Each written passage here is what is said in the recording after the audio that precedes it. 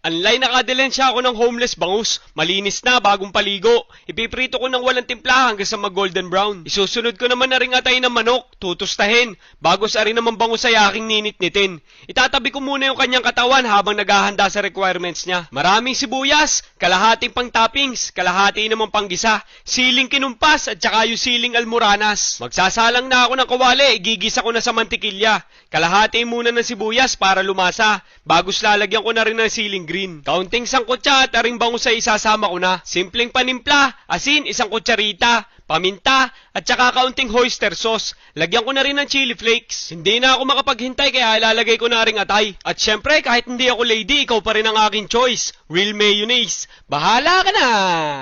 Ayos na, simpleng-simpleng pamamaraan pero yung lasa at itsura pang malakasan. Pwede pang ulam, pwede pang pulutan, bahala ka na mamili, pisyan. Ay inang!